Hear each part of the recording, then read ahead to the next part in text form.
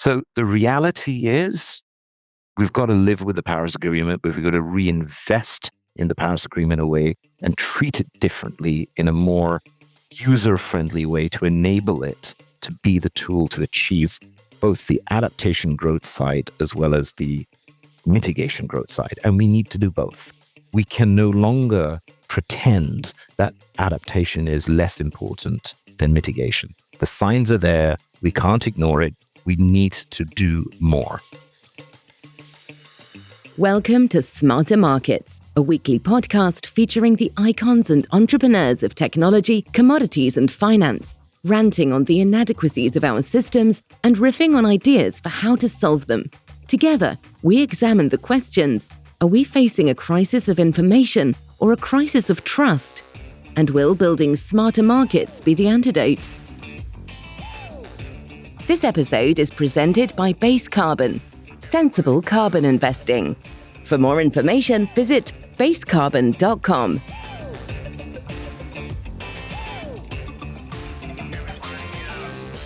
Welcome back to Carbon Frontiers 2025 on Smarter Markets. I'm Dave Greely, Chief Economist at Abex Technologies. Our guest today is Peter Zaman, partner at HFW in Singapore. We'll be discussing the impact of the U.S. withdrawal from the Paris Agreement and how the rest of the world's response, whether ideological or pragmatic, will determine the path forward. We'll also be discussing the need for a greater focus on adaptation and managing climate risk in a world where climate action is going to be slower and take longer to make meaningful change. Hello, Peter. Welcome back to Smarter Markets. Hey, Dave. Thanks for having me back again. It's always good to have you back here with us on Smarter Markets. And each year on our Carbon Frontier series, we try to give our listeners a sense of where the path forward is in the carbon markets. And I think this year, that task is as difficult as it's ever been. So thank you for joining us and talking about it and helping us find our way here.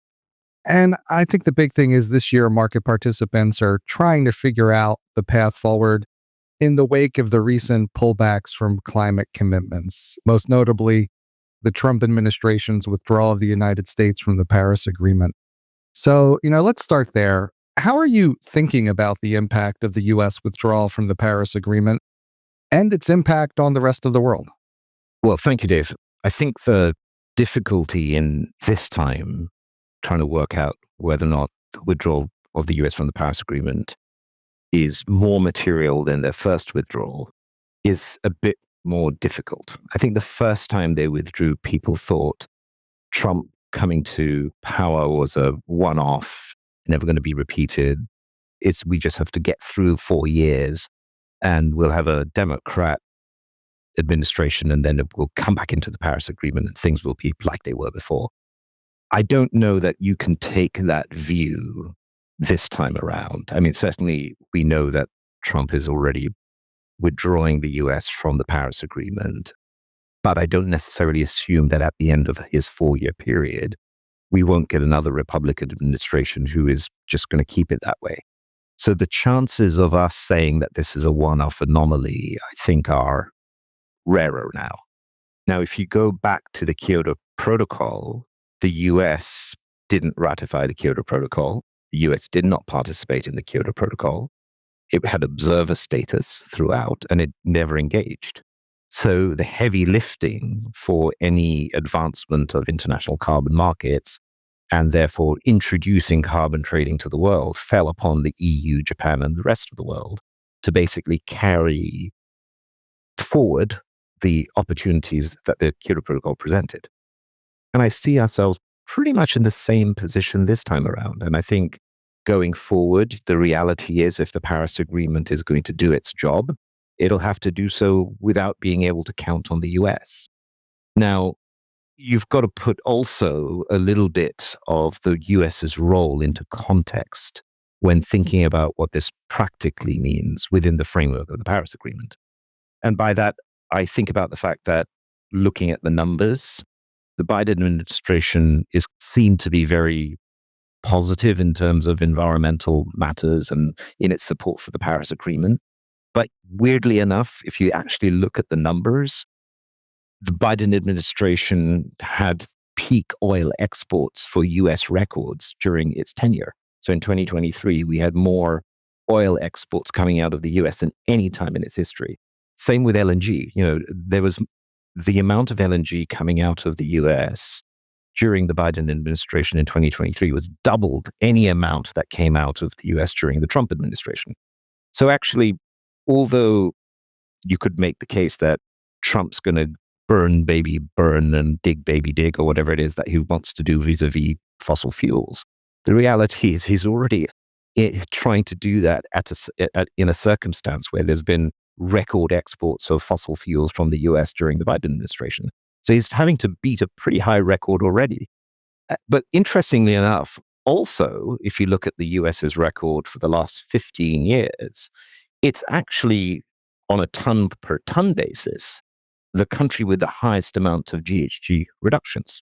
It reduced its emissions or carbon footprint by about 800 million tons over the course of 15 years. Now, that's a 14% reduction over the course of 14 years, over a 15-year period. Now, to put that into perspective, the UK's abatement during that same time is 40%. Now, 14 versus 40 makes it sound like, the UK has done a better job. And on a relative basis, that is true. But actually, on a ton by ton basis, the US has reduced more tons than any other country during that period. And that's predominantly because the US switched from using coal to using natural gas. So naturally, there was an environmental saving there. Now, you could make the argument that the energy transition has already been in place in the US for the last 15 years, which of course includes one Trump administration and two Democrat administrations at the minimum. So we've got to put the US's contributions to the Paris Agreement into perspective. And one of the biggest concerns, I think, that follows from the US withdrawal of the Paris Agreement is in the context of the lack of environmental financial support to the energy transition. And I'll pause there because I think that's taking us into a slightly different direction within the framework of the Paris Agreement itself. But I just wanted to have this conversation by setting the scenes for what the US truly has been doing, at least in reality, rather than just on paper, before we got stuck into that.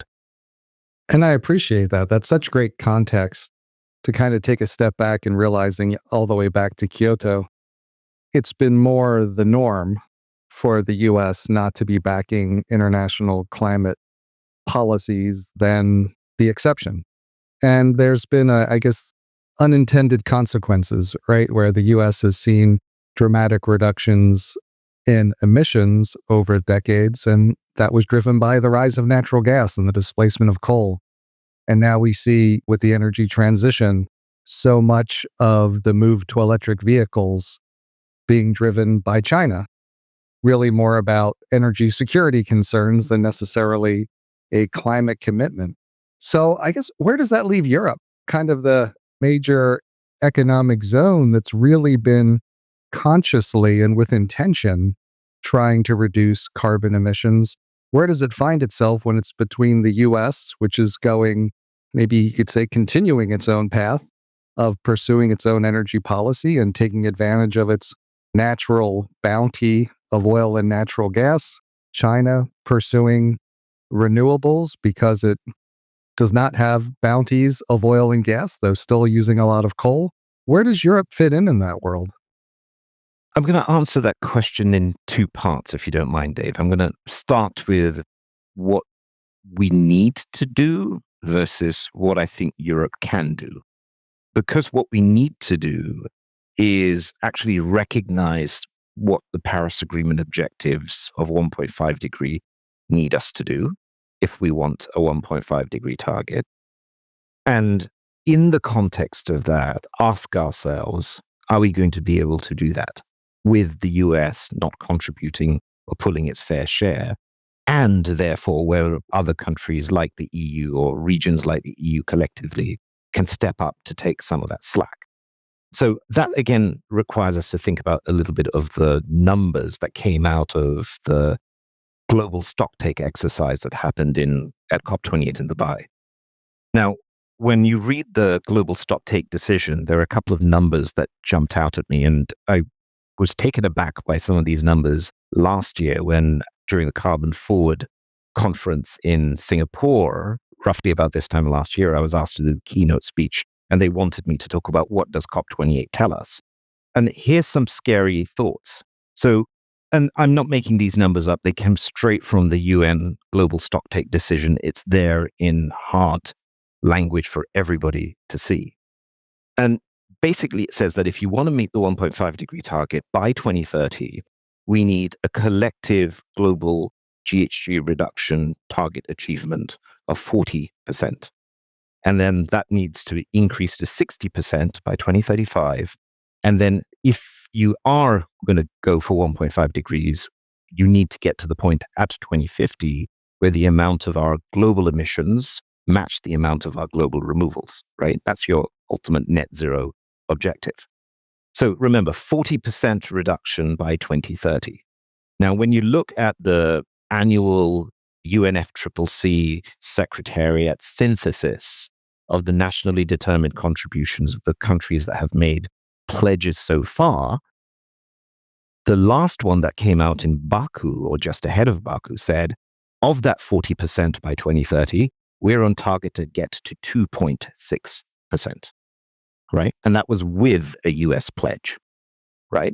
Now, of that period between 2025, where we're sitting today, and 2030, which is our target, we have 4 years left of a Trump administration.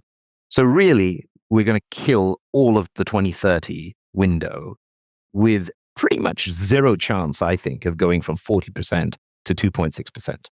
Now, one of the problems that follows on from that is that fatal? No, but it just means the 60% achievement by 2035 becomes 80% achievement by 2035. So all we're doing really is saying to ourselves, in order to meet 1.5, we just have to do a lot more later on, and we're doing a lot less now today. So in other words, we're putting more burden and more pain upon ourselves. Well, that's one way of looking at it. The other way of looking at it, and this is the way I'm beginning to sort of accept the reality, is that 1.5 degrees is not going to happen. It's beyond us. I think when we've done previous conversations in the podcast, I've sort of made that point, particularly, I think, in the podcast we did running up to COP28, that the reality is we're not doing the things we need to do to be at 1.5 degrees. And the criticism at the time I was making of the EU was that they're hardwiring a 1.5 degree climate ambition into their legislative framework at a time when it's looking unachievable and nobody else in the world is supporting them. And now the US pulling the plug absolutely brings that message straight to the front and center of all conversations around climate policy. So the EU now, in that context, really now has to think about, do I hardwire a 1.5 degree target into my legislation when it's almost impossible for us to globally achieve or collectively achieve? And I'm doing this alone. And I'm making it more expensive for my citizens when I'm doing it. And when my citizens are picking up the tab, because they're being unfairly treated, or not unfairly treated, but certainly having to pay more than everybody else and feeling that's unfair, we are then externally exporting those policies to other countries by forcing them to adopt the same pain, even though they necessarily are not getting the funding that we promised them over the years, not just us collectively in the Paris Agreement, we promised them over the years, and it's never arrived. So that takes you quite neatly to the Baku decision that happened in November, where people were talking about a new collective qualified funding amount that was due. This is, if you go back to the days of the Kyoto Protocol, this was the $100 billion a year that developing countries were supposed to get to help them under Article 9 of the agreement to sort of fund their decarbonization. Well, we know the 100 million never materialized within the 2020 deadline. And now they were going to set a new target, and the new target is 300 billion by 2035. Now, you've got to remember, this is in the same Baku decision that acknowledges that we need 1.5 trillion to fund the NDC activities that have already been commissioned. By the way, those same NDC activities are only taking us to 2.6%. So really, the number that we're giving out, the developed countries' obligation to fund the decarbonization of the global south, the number we're giving out on the basis of public funding to help them with their decarbonization, more than inadequate. It's literally a drop in the ocean in the scheme of things. So we are not able to fund the global south's energy transition. So we can't expect them to take the burden. So then you get back to this question, well, if the US is not taking its burden, Europe has a burden which, frankly, its citizens aren't willing to afford, are we realistically going to say and insist that we are going to commit to 1.5 degrees?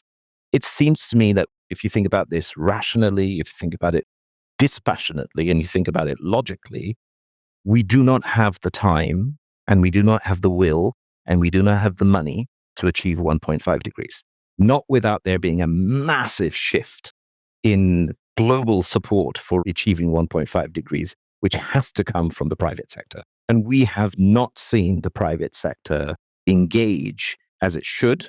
And when it has engaged, we've seen ideological debates around what is an appropriate ton and how much environmental integrity should be attached to a ton versus not to a ton in the voluntary space being used to whip anybody who's trying to bring the private sector in. And we can turn to the role of the voluntary markets maybe a bit later on. But going back to your real question, which is what does the EU do? I'm afraid the EU has no choice. If the EU wants to continue with the Paris Agreement, and if it wants to support and reinforce global efforts, it's going to have to step up and take the lead like it did in the Kyoto Protocol. But it cannot do it from a position of unrealistic, unaffordable, ideological positions, which it then forces down other people's throats, which has, generally speaking, been its position up till now. If they can't operate from a position of power, then they need to operate from a position of influence. How do they influence others around the world to continue to pursue some of these climate goals? Like the way you laid out the numbers, it's very clear it's unrealistic. I mean, many would argue that we've already passed 1.5. So to continue to have that as a target seems magical thinking to a certain extent. And a 40% reduction in 4 or 5 years, given that we've only had about 2% so far, also seems like magical thinking.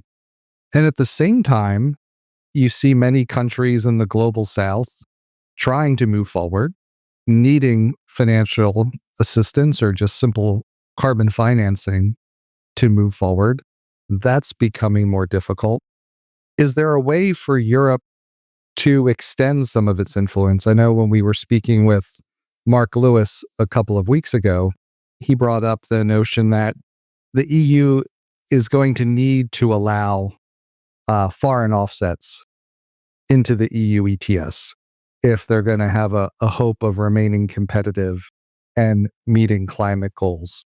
And on the voluntary side of the market for years, people have been clamoring for some well-regarded entity to say what's a good offset and what's not a good offset. And it seems like there's room here for maybe the EU, if it starts to take in some of these types of offset units or credits from projects in the global south, to be that leadership. Do you think there's any appetite there, or would that even be worthwhile? The EU basically has a very little choice because the Baku decision forces you to engage the private sector in funding the energy transition. The public money is not going to cut it. And therefore, the question is, how do you engage the private sector to support the energy transition? The cost of decarbonization will be directly relevant to this point. International emissions trading has always been founded on the premise that the cost of decarbonization is not even across the world. Reducing a ton in Africa is cheaper than reducing a ton in Europe. And therefore, it makes sense to bring the African ton to Europe and let Africa benefit from some of the climate finance that follows from the payments that the EU makes for that ton. Because Both are benefiting. The EU is reducing the cost of its decarbonization. Africa is getting funding to help it avoid emissions that would have happened because it wanted to burn coal. And therefore, this is maybe funding renewable energy instead, right? So the idea of international emissions trading, particularly when you're looking at importing carbon offsets from cheaper abatement sources, is a win-win for both. Now, if you look at the practical reality of the Paris Agreement, it's an intergovernmental arrangement. They don't invite the private sector to have a voice. They don't have a role in it, not in a formal way in which the Paris Agreement framework works. The only way we can get the private sector engaged within the Article 6 framework is via Article 6, right? So if you want to get the private sector on board, you've got to get Article 6 really moving. Now, on paper, we've now fully operationalized Article 6 as a result of the sort of upgraded Article 6 decision that we got in Baku. The reality is going to be 2 years before Article 6.4 is really humming and streaming the way we would like it to be. And that's delayed. The Paris Agreement was agreed in 2016. Theoretically, the conversation we're having about the state of play of the Article 6.4 mechanism, we should have been having that conversations in 2017 and 2018. Here we are in 2025 at the start of that journey. And the reason that that has not happened is because of the EU. And it's because the EU basically took a view that said, we do not trust Kyoto Protocol units, and therefore we have no reason to trust Paris Agreement units. We're not going to support it. That's an ideological choice that it made. And if it continues to take that line and therefore does not embrace Article 6, there is no other foundational means other than the voluntary markets through which funding can move from the global north to the global south. Within the Article 6 framework, within the Paris Agreement framework, Article 6 is the only way to do it.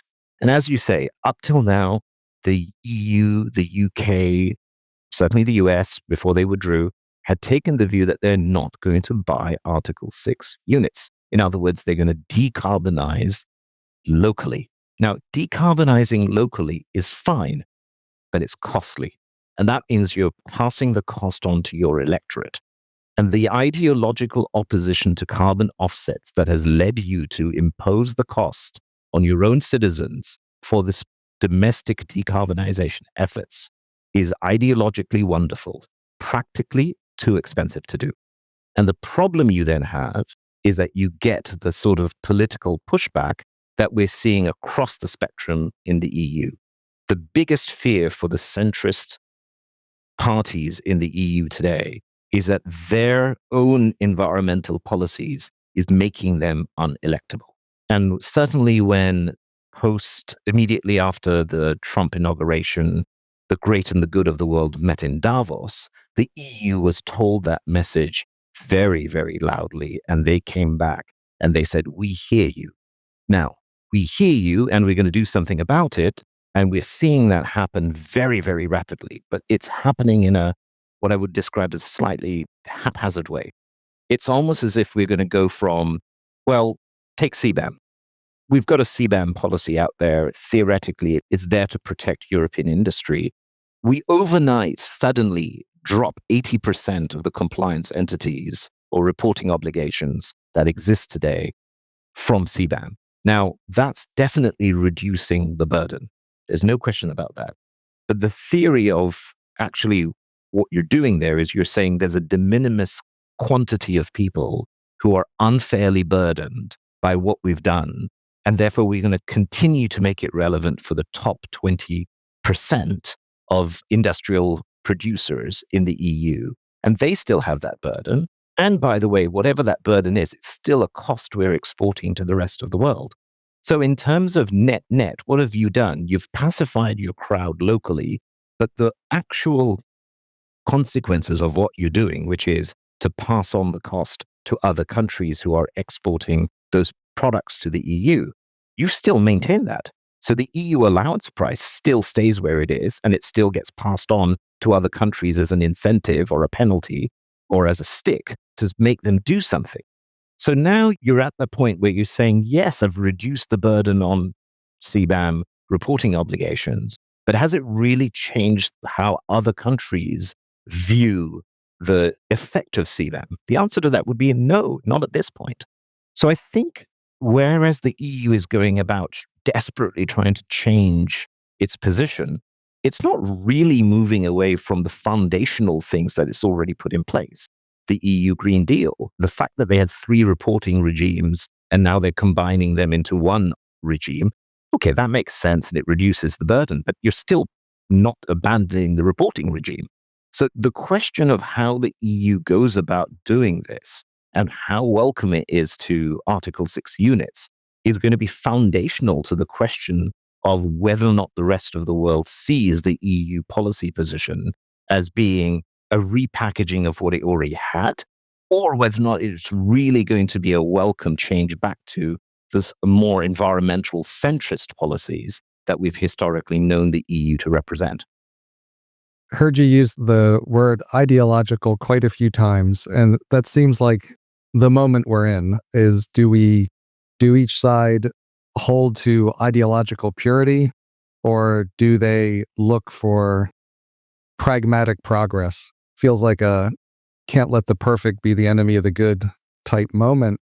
And, it brings me back to the last time we talked where, it was shortly after Science-Based Target Initiative, SBTI, they reinforced their relatively hardline restrictive stance on the use of carbon credits to meet corporate net zero targets. And also at the time described carbon credits as being mostly ineffective. Where last time we talked about, how would that play out, taking such an extreme stance on a broad market. Now, just in the past few weeks, the Bezos Earth Fund, directed by Amazon founder Jeff Bezos, and one of SBTI's largest founders since it was created in 2015, has stopped funding SBTI. Now, part of that is likely the political moment, partially probably also a reaction to some of the ideology. At the same time, I was talking with Alistair Weir on the podcast last week, and this might have been a conversation around it rather than on the podcast. I was asking him about how corporates were responding in this moment. And he said, quite a few are still going forward. And I'm like, well, what's the rationale they give? It's not politically, there's not a lot of pressure for them to do it. Stakeholders might not be putting the pressure on. And he said, one person kind of summed it up, said, well, if you drop a piece of trash, you pick it up, right? And so there's also this cultural ethical norm that's so powerful. When you see, obviously, it's a lot of complicated issues. When you look at the corporate world, where do you think they're kind of shaking out on all this, or are they still trying to figure it out? When we did talk about SBTI and their position last summer, I think if you think back to the fact that that conversation took place about 7-8 months ago, and you say, well, what's changed on the SBTI's position between then and now, besides Bezos pulling its money and, there's been a change of CEO, I think the only other thing that's happened is very, very recently. I mean, we're talking about in the last sort of 48 hours, SBTI have put out new position papers where it seems like they're softening their position when it comes to the use of offsets, but not in a really relevant way. So before they would say that only at the very end of your corporate commitment period, so if you had a commitment to achieve net zero by 2045, for example, only towards the end of that period can you use removals, and that's a limited cap of 10% of your unabated emissions. And that's been their position pretty much from day one. And now we're hearing them think, well, all right, we need more removals, so maybe we make that an incremental target so people can use more removals in the short term. Now, I think my reaction to just that particular policy change and do I go and celebrate that, it's probably different from other people's, because I say, well, hang on. The science is saying, forget 1.5 degrees. The science is saying even if you want to achieve a 2-degree target, there's a huge amount of emission reductions you have to achieve now, and you have to deliver those emission reductions. This is that 40% by 2030, 60% by 20, 35 numbers, right? All of those numbers. You have to deliver all of that. And when you eventually get to the point where you want it to be net zero, whether that's a 2-degree net zero or a 1.5-degree net zero, is a timing factor, right? If it's 1.5 degrees, that has to be 2050. If it's 2 degrees, it's probably 2070, right? So let's take a 2070 timeline as an example, because I'm being more realistic that 2 degrees is where we're heading. So by 2070, we need to match the amount of removals with our unabated emissions. Unabated, unmitigated emissions. So if you don't have reductions between now and that point, then the amount you're going to have to remove is just that much greater. And yet we know removal technology is the most expensive right now compared to reduction opportunities. And even if I take removals, there's industrial removals, which are considered to be 1,000 years permanent, which are much more expensive, estimated at $1,000 a ton right now. And you have nature-based. And what do we see from a policy perspective? We're going to decry the cheaper, more immediately available removals using nature-based, and we're going to ignore them because they're not permanent enough. And we're going to spend a lot of money that we can't afford, and the rest of the world certainly can't afford. And we're going to force that down people's throats because we're taking this view that we have to have something that's really good in 1,000 years' time. My view is, frankly, in 2 generations, my grandchildren may not have a planet to live on, let alone 1,000 years later having a planet to live on, because of the actions we're failing to take today. So if the science is saying to us, we have to reduce our emissions, why does an organization that calls itself science-based ignore all of that and not support the reduction effort? Why does it not encourage the corporates in its reduction efforts? You can have a conversation about whether or not you limit it to very high grade, high quality reductions. We can have that conversation. But they're not having that conversation. They're simply saying, not going to happen, we're not going to use it. And that has to be ideological in my mind, because you cannot call yourself science-based and ignore what science is telling you that we need to do. So if that isn't ideological, I don't know what is. My head's still spinning because you mentioned 2070, and I think that'd be my 100th birthday. So we're talking on some pretty extended time frames here, Peter. But yeah, when you look around, whether it's your clients or some of the incremental moves you're seeing policymakers make, I know it's very early. We're months into this kind of new administration in Washington and this kind of shift globally in attitude. I feel like the positive of this would be if we're forced to inject some more pragmatism into our discussions of climate and carbon and how we want carbon markets to work. The negative would be people just walk away from climate commitments and carbon financing altogether. What's your early read? Which direction do we seem to be going? Just the complete walk away, or let's try to do something? I mean, to a certain extent, I've portrayed a relatively negative picture, haven't I?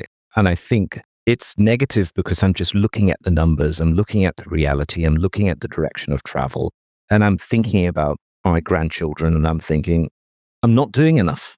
I'm just not doing enough now while I can be to make a difference. And actually, if every corporate thought that way, we would have a completely different picture. Problem, I think, for corporates now are, on the one hand, they don't have a strong guide, and I don't include the SBTI amongst them. They don't have a strong guide that gives them a balanced, logical, and commercially reasonable route to follow. And therefore, they either walk away from SBTI and have no viable alternative to step towards, and therefore go and do everything on paper, but not with a lot of transparency, not with a lot of third-party audit, and make a lot of noise that maybe is good for a soundbite, but not necessarily coordinated and not necessarily effective. Or you take an organization like SBTI or come up with an alternative to SBTI that does take a more realistic, reasoned, commercial, but at the same time, appropriate stance on how decarbonization works. And you gather around that and you sign up to that. And I think if you could do that, the corporates will feel more comfortable and more confident. The reality is, though, we're not giving them a proper alternative. And even if we gave them a proper alternative, you have political influences like the whole anti-ESG environmental woke arguments that are coming out of the US that start challenging that. Most corporates will probably say to you, by analogy to your comment about if you drop litter, you pick up your litter, is that most companies will do that. Many companies will do what they're forced to do.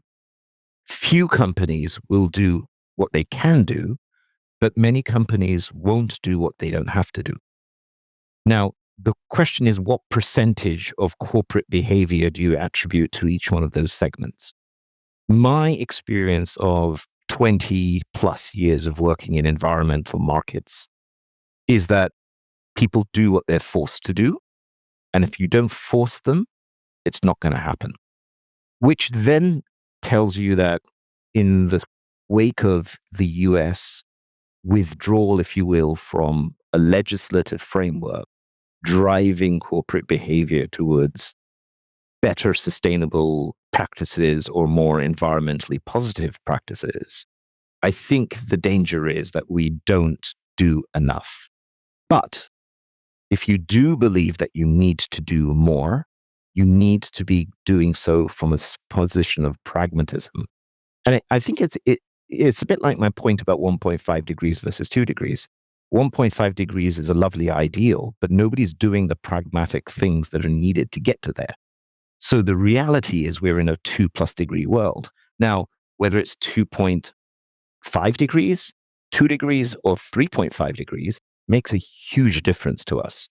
You don't have to look very far to begin to see the more extreme environmental consequences when they happen and the impact that they have on asset values. I mean, most of LA got wiped out in wildfires.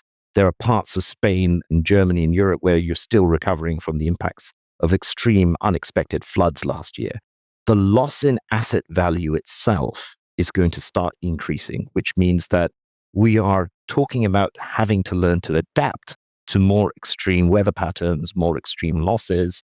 And we're not really doing much in the adaptation space. And that's because we're not being pragmatic. We're basically in denial mode to say, oh, no, we'll still achieve 1.5 degrees. Net zero is still going to happen, even though we're not doing anything about it. And at the same time, because we're not admitting we're not doing enough about it, we're not doing enough in the adaptation side to deal with the consequences of what seems to be almost inevitable now. We're doing the worst of both things. We're neither being honest nor being pragmatic. And more importantly, we're not actually doing what really needs to be done for us to do and build a resilient planet for what seems to be the way things are going. So do I feel positive? No. Do I think it's all doom and gloom? No. But do I think we have the right people doing the right things? Not yet. You can't, on the one hand, go around shouting greenwashing for 4 years and then suddenly turn around and say, oh, by the way, that's fine. You can't have both you making the point that all carbon offsets are rubbish and they're all tarnished by something or the other, and then overnight suddenly say these are fine for me. There has to be, just the way there's been a messaging that has led to that conclusion, there has to be a messaging that justifies why carbon offsets will be good if we use them. And there are plenty of reasons that it should be good. They'll be good because we want to use them as a means to support the energy transition for the global south. There are plenty of reasons why we want to support it because we need voluntary markets if the Article 6 markets don't do what they're supposed to do. There are going to be instances where Article 6 will be considered the high watermark, high benchmark of quality. And therefore, by definition, there are certain activities that won't be funded by Article 6. Well, if you're a corporate and you support that activity, then that's one way of contributing towards the decarbonization effort. in other countries. And that's why voluntary markets are needed. Now, you then get to the point where you say, well, if a corporate is going to get beaten up for doing that, then that's not good. So we've got to get this balance right between what it is we want. We can't say we want perfection in circumstances where perfection leads to the doom of our planet. And I've been making this point for years now, and I'm hoping that people will wake up and suddenly realize what the consequences of their choices are.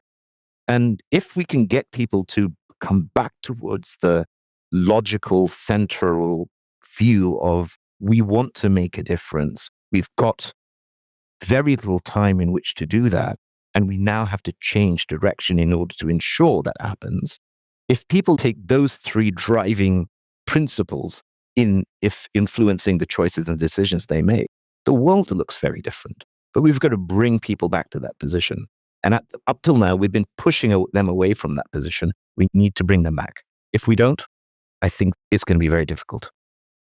And perfection is a word that we really need to wrestle with, right? Because there's always a reason not to do something. And what we're going to find is that we have to deal with the consequences of our own inaction. And I feel like on both sides of the ideological spectrum, you see this demand for unreasonable levels of precision. Is human carbon emissions affecting the climate and raising the temperatures? We know enough to say yes. Can you describe everything that happens in a global climate system and predict perfectly? No, but you know enough to know that it's something that you need to take into account. Is there a magical carbon offset out there somewhere that will meet every level of integrity out to 1,000 years? No, not that anyone could afford or scale. But do we know how to do enough things well enough to make a difference? Yes. And so I wonder, there's the ideology, there's the perhaps overthinking it. You've been around these markets a long time. It seems like we know enough that it's time to choose whether we're going to act or not act.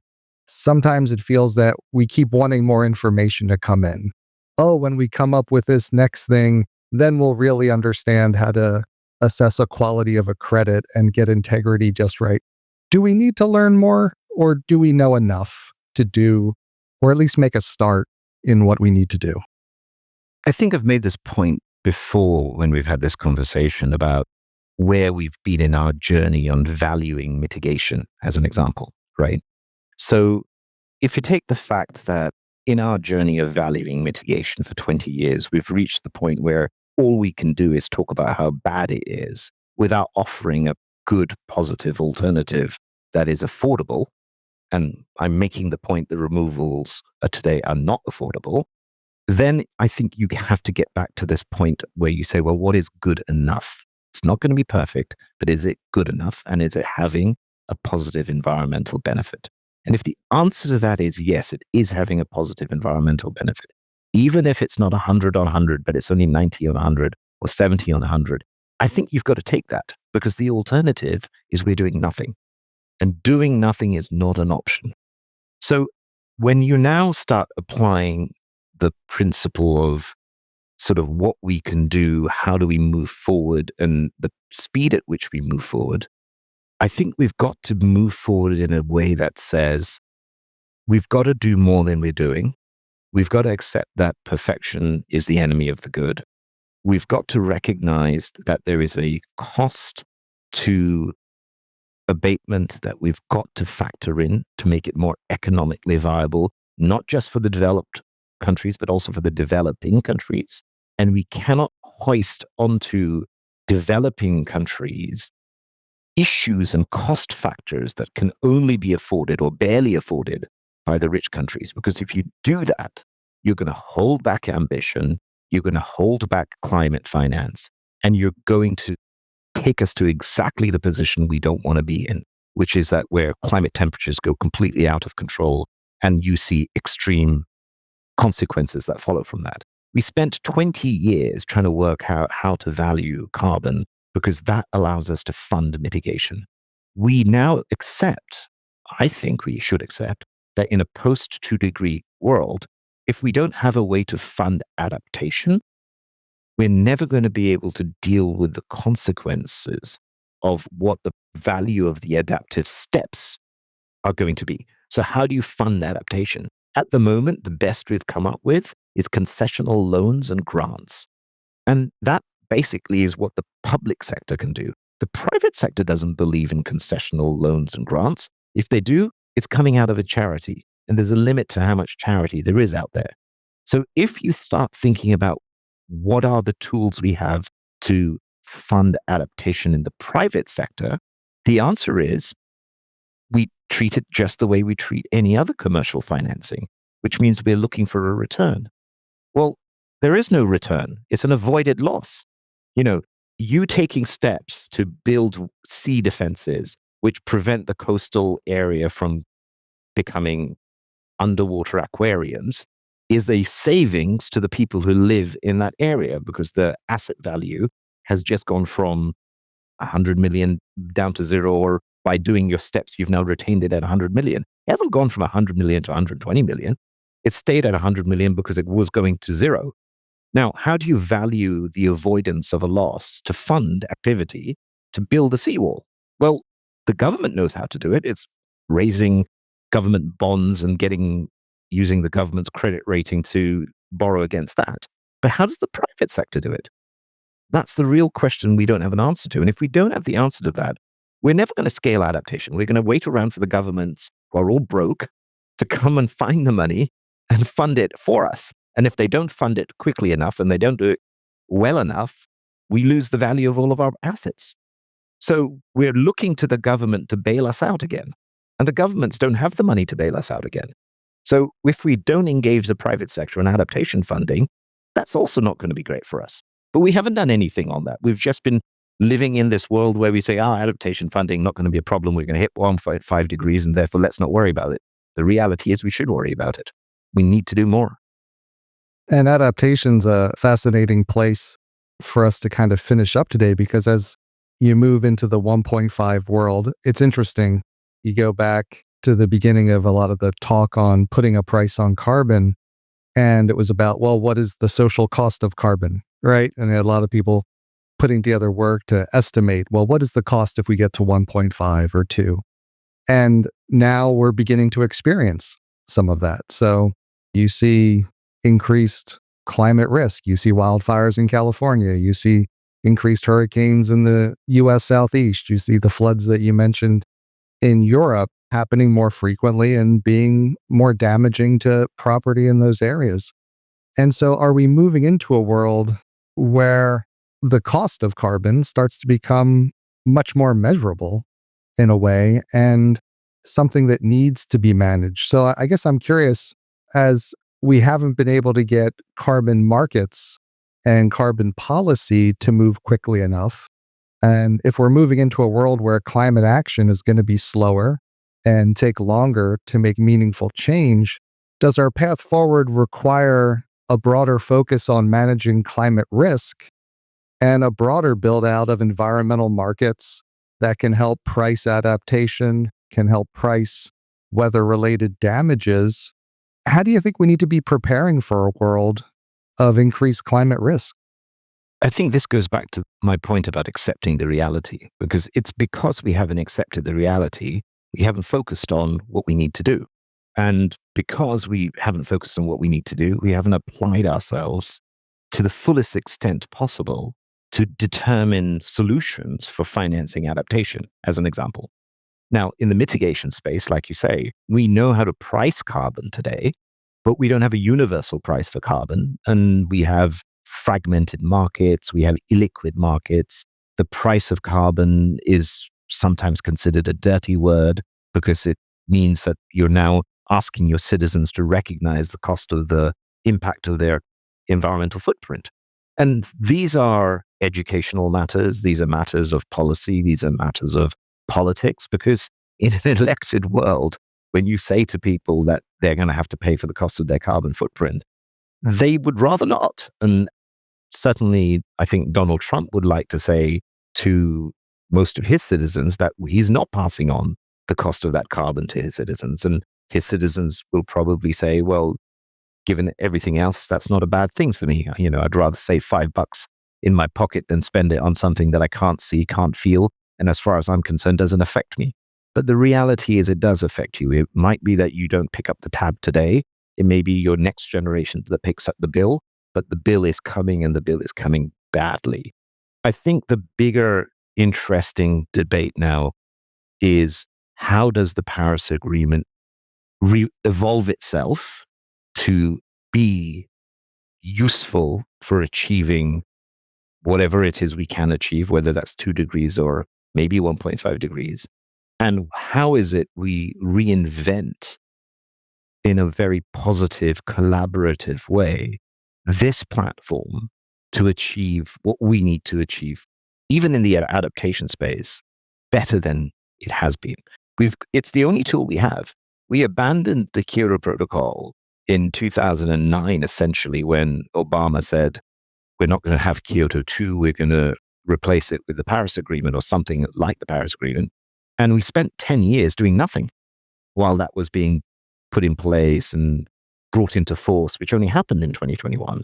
And now if we say we're going to replace the Paris Agreement because it's not doing what it needs to do, all we're doing is kicking that can down the road again. And that is definitely not something we can afford to do anymore.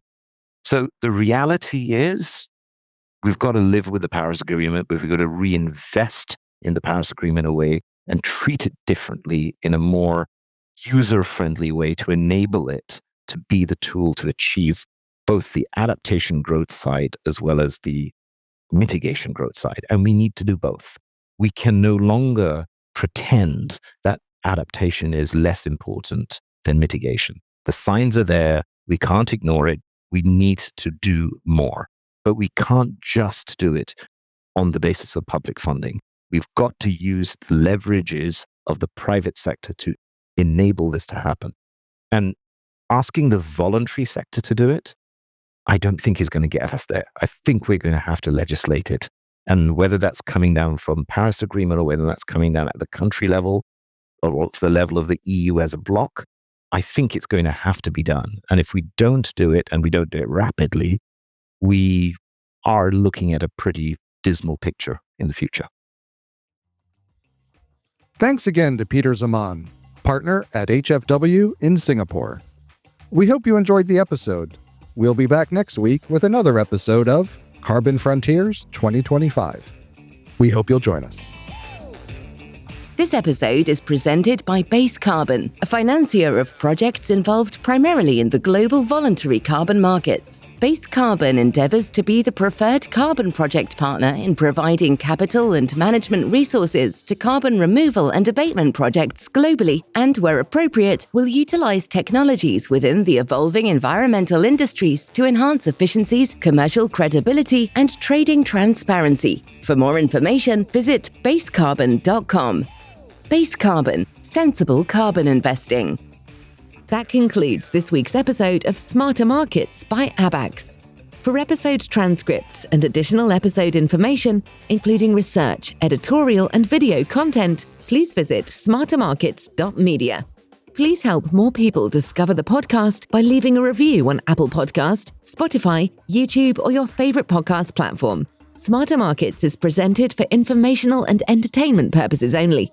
The information presented on Smarter Markets should not be construed as investment advice. Always consult a licensed investment professional before making investment decisions.